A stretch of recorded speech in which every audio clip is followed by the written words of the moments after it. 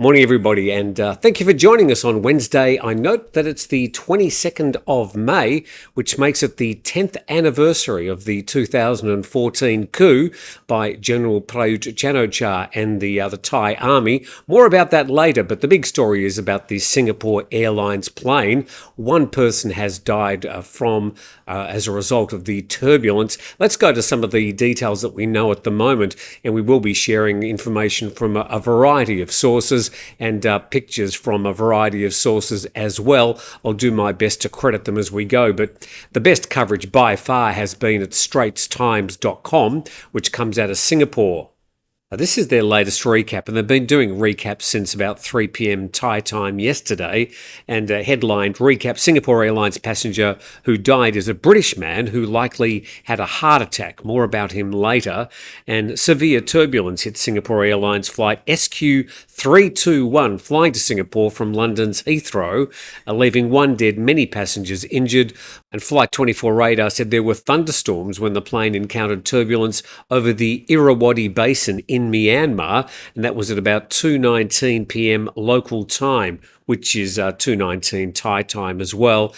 Data showed the flight encountered a rapid change in vertical rate, consistent with sudden turbulence, and the pilot declared a medical emergency. There were 211 passengers, including 41 Singaporeans and 18 crew members. Now, the dead passenger is a 73-year-old British man who died from a suspected heart attack. Many of the injured were treated at the Samitavet Si Nakarin Hospital in Bangkok. And this is the man who died, a British victim identified as Mr. Geoffrey Kitchen. And the 73-year-old died from a suspected heart attack. His wife, Linda, was also taken to hospital. The pair, who have a son and daughter, had planned a big holiday to Singapore, Indonesia, Japan and Australia. And The Guardian reported that Mr. Kitchen was formerly an insurance professional.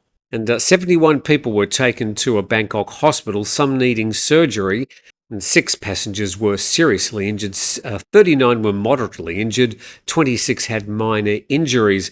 Now, this list says 41 affected passengers were from Singapore, but here's the other nationalities. 56 were from Australia, 2 from Canada, 1 from Germany, 3 from India. We can keep going down there. 16 from Malaysia, 23 from New Zealand, and then 47 from the UK. Remembering the flight did originate from London's Heathrow Airport, but that's a list of the affected passengers.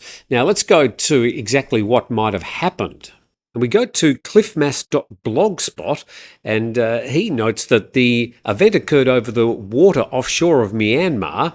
This is the location. You can see that little red spot just before it crosses the Myanmar coast, and then before it crosses the Thai border near Kanchanaburi. It would have been heading south, but was diverted to Bangkok.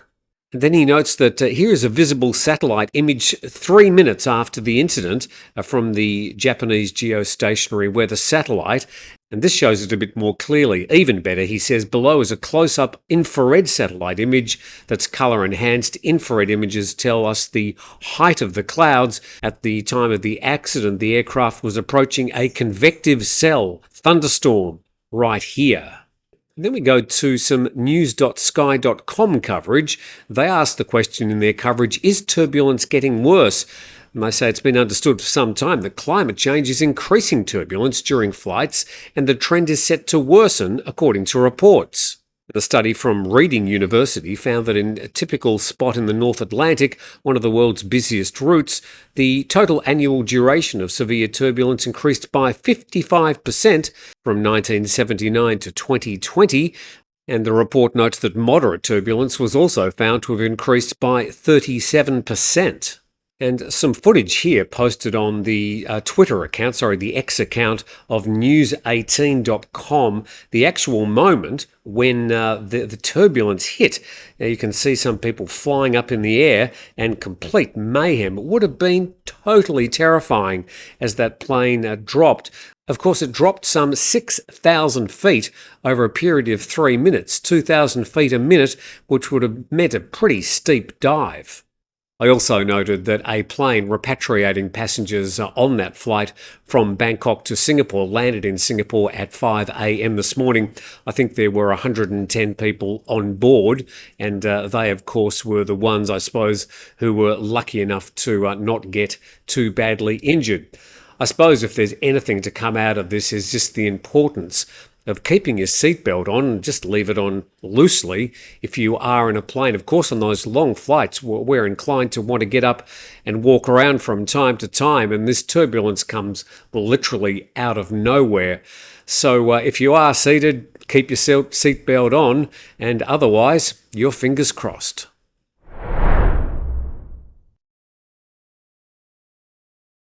It's the Wednesday TNT. Thanks for dropping in. Please subscribe to the channel, and a big thanks to our sponsor, 5-Star Marine at 5starmarinephuket.com. Now, even at this time of the year, there might be a few wet days here and there, but 5-Star Marine continue to go out, and it's a great time to visit the Southern Island because the sunsets are a whole lot better. You'll probably get a better deal on accommodation as well. So thanks to 5-Star Marine. Now we go to some other news today, heading to the Bangkok Post.com, and Seta, that's the Prime Minister, calls urgent meeting on the economy. This reported in the Bangkok Post.com. And he's called for an urgent meeting next Monday because of the slow rate of GDP growth reported in the first quarter. And he's just calling it an unofficial meeting of economic ministers.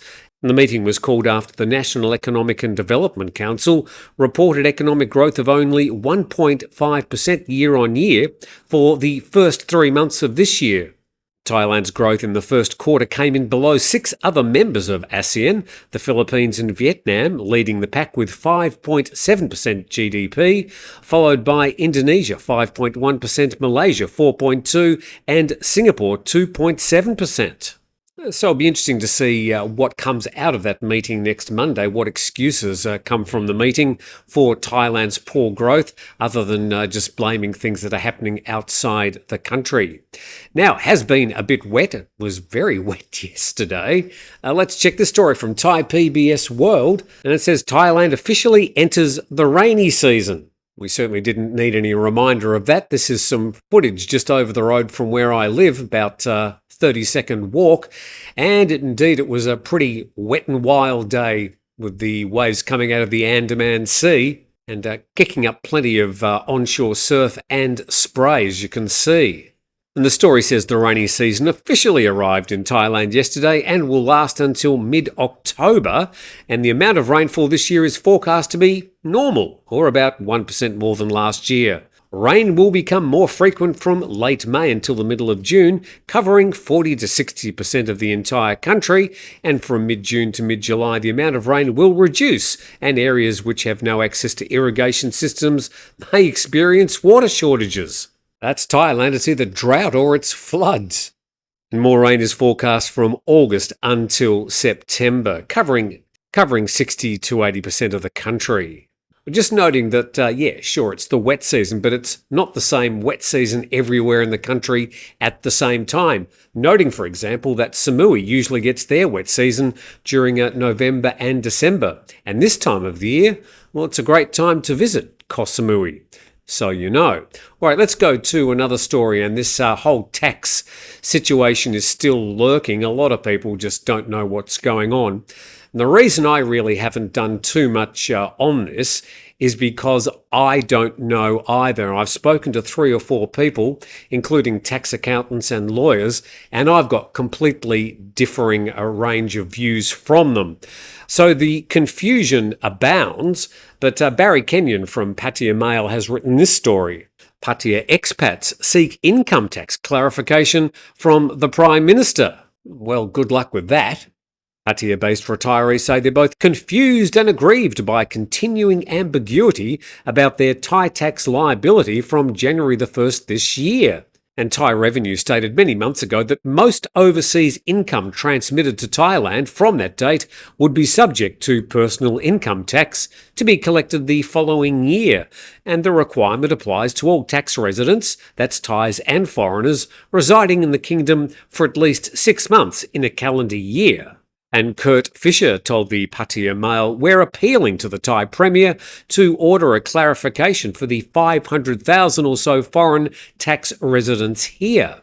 He says, "We don't run businesses abroad, indulge in currency speculation or salt away money in offshore bank accounts, but the advice from so-called tax experts is flatly contradictory. Some say the pension income already taxed in the home country is absolutely exempt, while others maintain that it's just a tax credit against payments due here in Thailand." Another group member, Kevin Haddon, said, "There are all sorts of rumours, for example, that you will need to obtain a tax ID number from the revenue to qualify for a 1-year extension of stay, or that you can ignore the whole thing if your country, one of 61, has concluded its own double taxation treaty with Thailand. Some people have been told by experts to use an international credit card with headquarters outside Thailand for as many transactions as possible in order to avoid detection." Whatever transpires from this revised tax regime, there will be plenty of workarounds, just mentioning that those things I just mentioned are just rumours that are floating around. And the group observed that the lack of definitive information was leading some expats to consider moving abroad, while others were simply burying their heads in the sand, ostrich style, and hoping the horror will pass them by. And one person's quoted as saying, "The confusion is really bad for the future of the traditional retirement market in Thailand. The confusion is obviously a paradise for tax lawyers and accountants, but an absolute nightmare for us." So I can only advise, as I've advised before, that every single person who thinks they might be affected should be getting the best advice they can. Don't speak to one tax lawyer or accountant, speak to several and try and sift out the information that you think is relevant to you, because every single person is going to have a different answer to this situation, because everybody's got a different tax situation, different sort of visa. Some people work here, some people don't. So get some good advice. I probably suggest that finding it in online forums is the worst thing you can do, and you're just going to end up being more confused.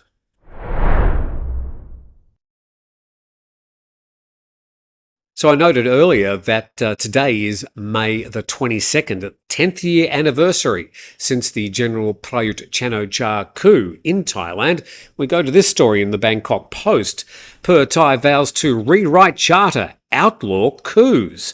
And the Per Thai party has pledged to rewrite the military-sponsored constitution and push for an anti-coup law to ensure that military takeovers would no longer be accepted and coup makers would not be recognised as sovereign. And Per Thai said coups are illegal, destroy democracy and cost the country opportunities. Now, the Per Thai party and the earlier version, Thai Rak Thai, were both victims of coups, so this is personal for them. And the party said it does not accept coups or any actions that may lead to the military overthrowing an elected government, nor does it support amnesties for coup makers. And they say coups are a crime against humanity and democracy, and never once has a coup led to prosperity rather than setting the country back. And the party urged courts and other state agencies to abandon any notion of a precedent that a coup can result in a legitimate government, and said it will push for the enactment of a law to ban their recognition as legitimate with a statute of limitations that will never expire. And as I said, as far as the Per Thai parties are concerned, it has been very personal, and it will be interesting to see if that legislation ever makes its way into Parliament, and will be interesting to watch. All right, finally to this story, and a bit of colour from the Bangkok Post, and first, as Prime Minister set to join Pride. The Prime Minister, Srettha Thavisin, confirmed his participation in Bangkok Pride Festival 2024, marking the first time the country's Premier has joined the parade. And then the story goes on to talk about security concerns after a warning from the US FBI and Department of Homeland Security. But otherwise, the president and founder of Narrowmid Pride, the organiser of Bangkok Pride 2024, said the festival will be organised under the concept of celebration of love, celebrating marriage equality. And the actual Pride Parade will take place on Ramawan Road from the National Stadium down to Central World. and over 200,000 people are expected to participate in Bangkok Pride. So Srettha Thavisin, the first Thai Prime Minister to march in the Pride Parade, and will be interesting to see how that is received. And with that, hopefully you're more up to date with some of the things happening around Thailand. Please subscribe to the channel, big thumbs up, and thanks to our sponsor 5 Star Marine Phuket.com, and we'll see you tomorrow.